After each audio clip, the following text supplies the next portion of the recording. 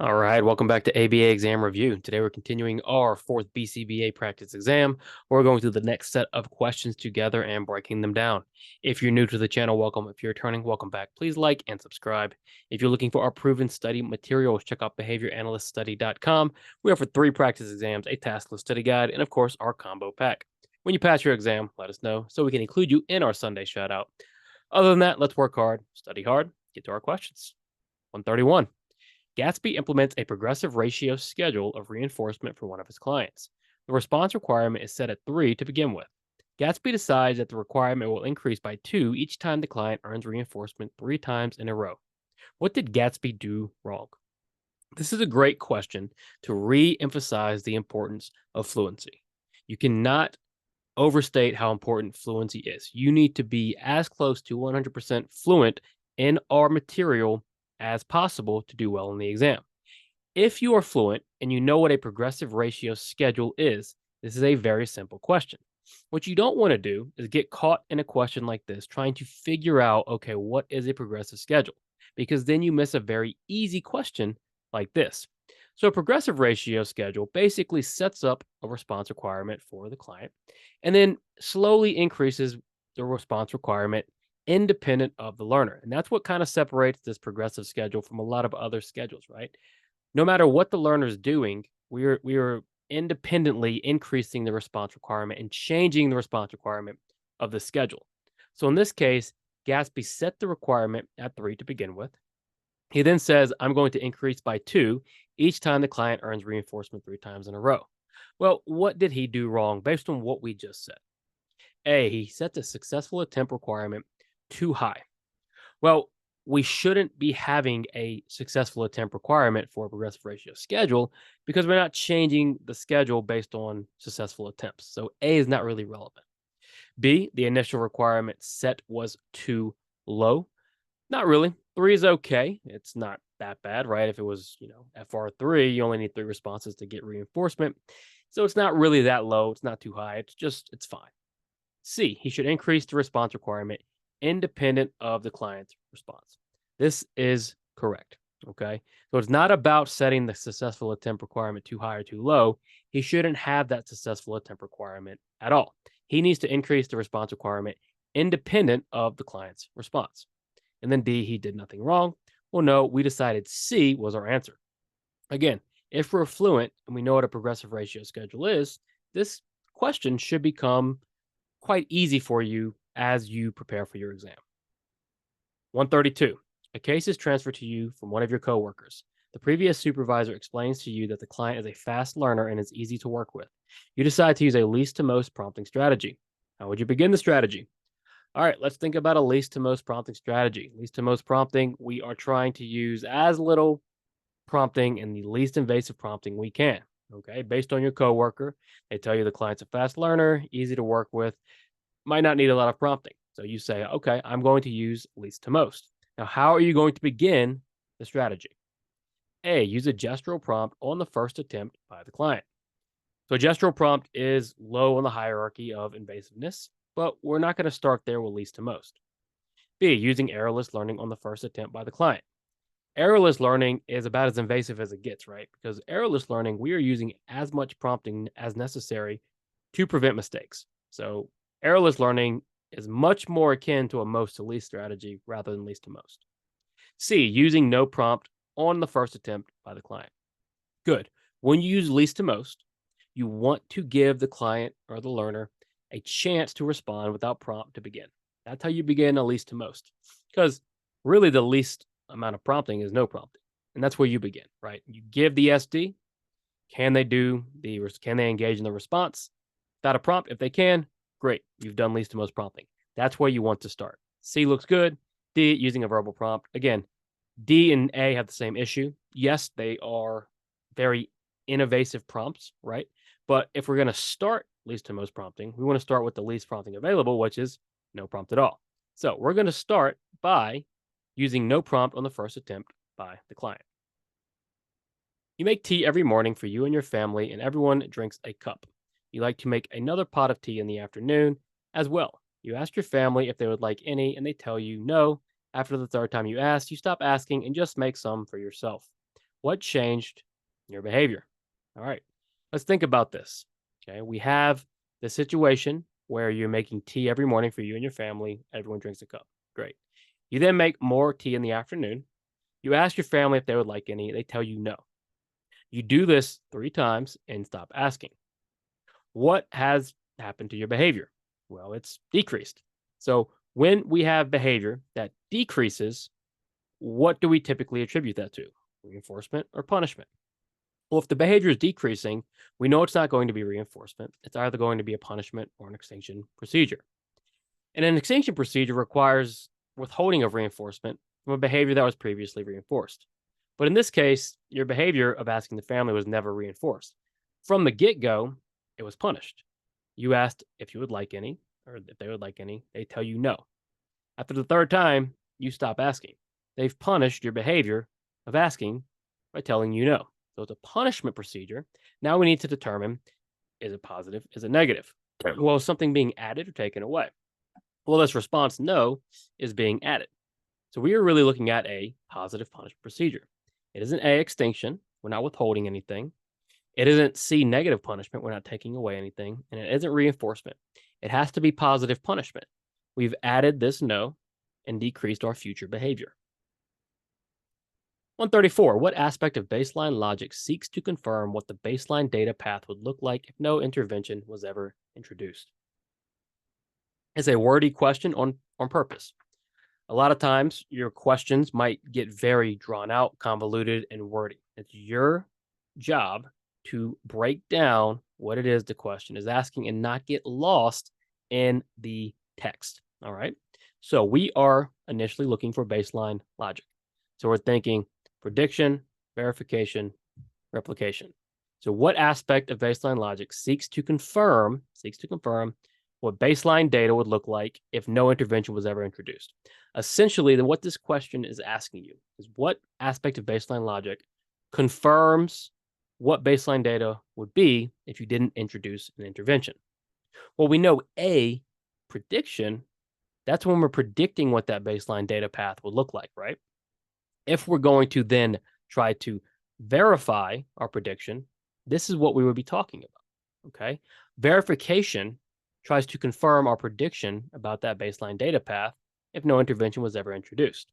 That's why when we're looking at baseline logic, let's say in a multiple baseline design, the second baseline we have in that second participant or setting or whatever we're using is going to verify our first prediction. It isn't replication. Replication has to do with our intervention, and validation is not part of baseline logic. With this baseline logic, we're confirming our prediction about the baseline data path if no intervention was ever introduced, so we're verifying our prediction. 135. A team of researchers investigate the effect of decaffeinated coffee on test performance across high school math students.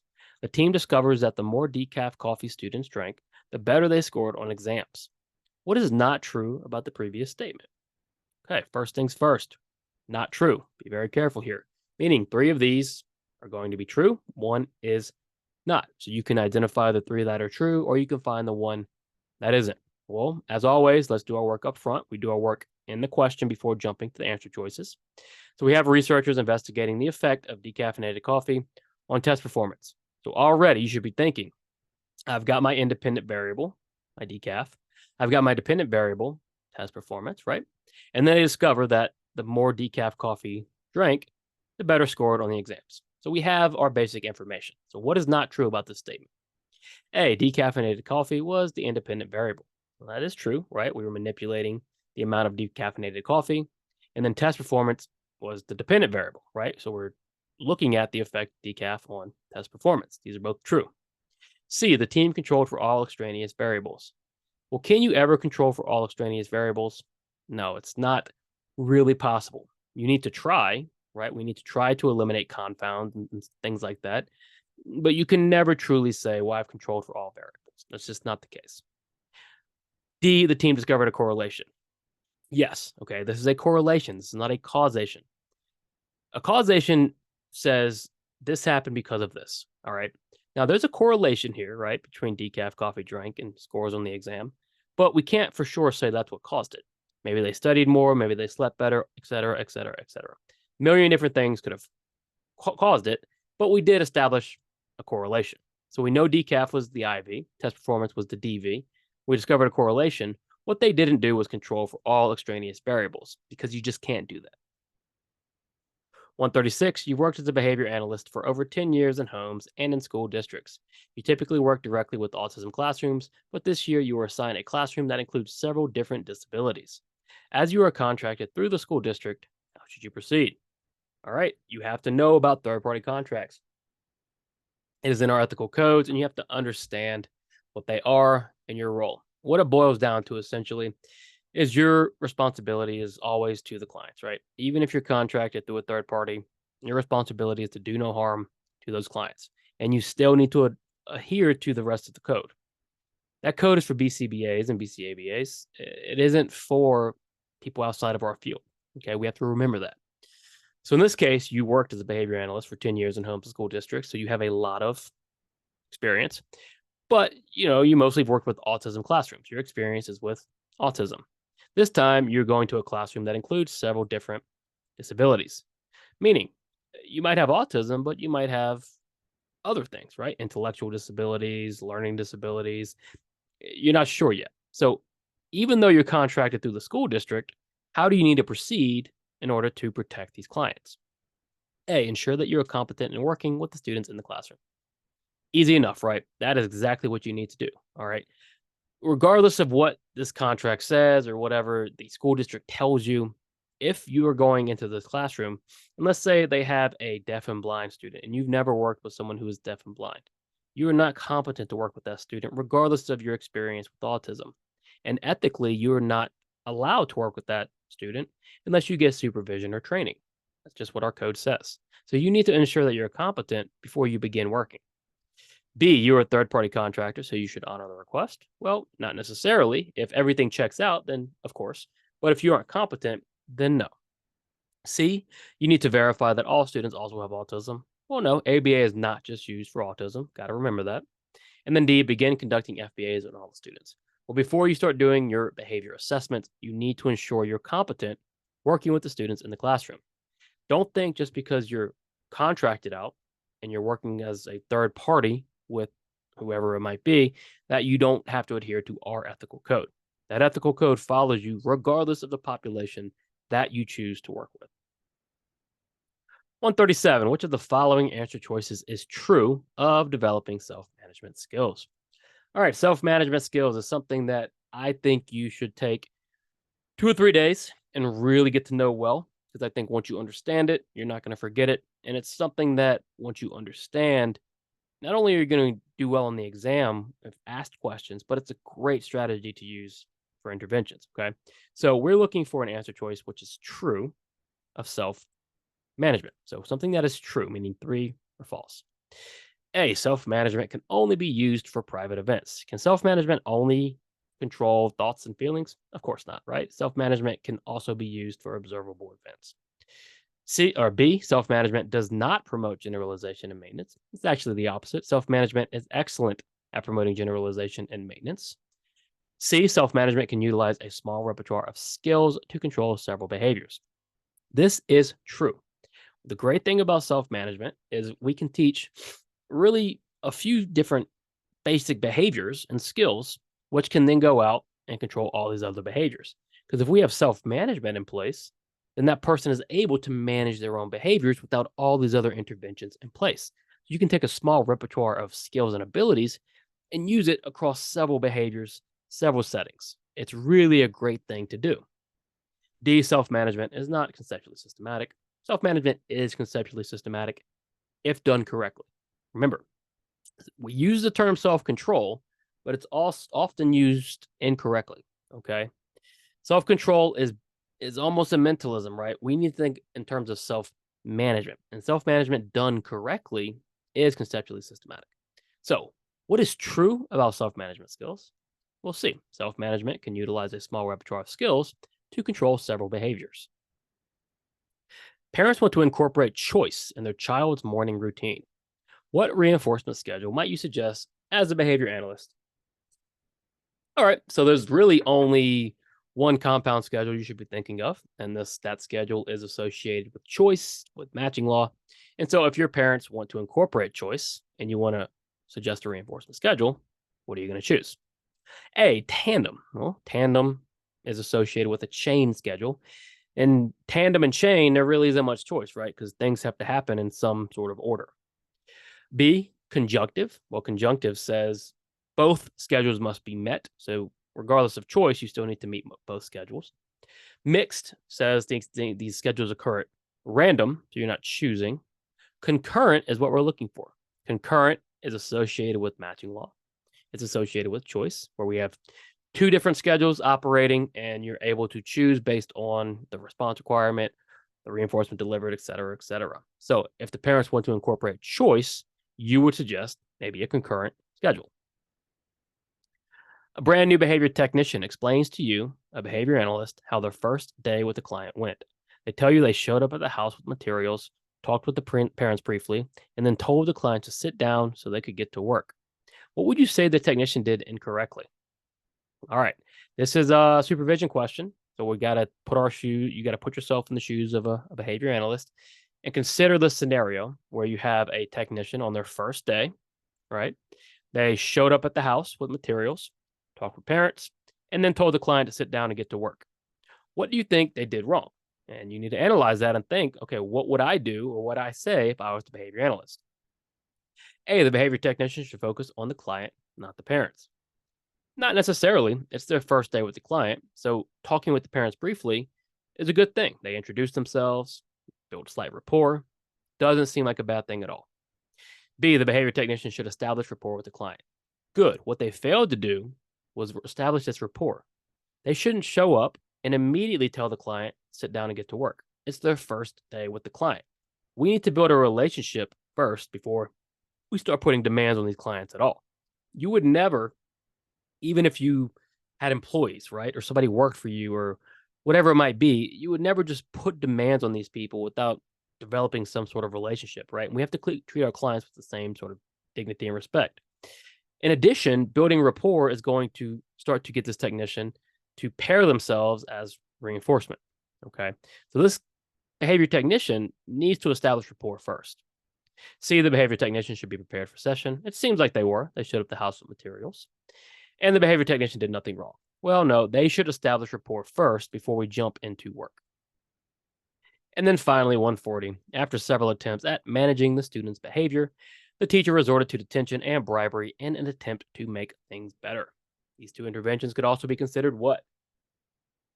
So what tends to happen and why we want to do functional behavior assessments?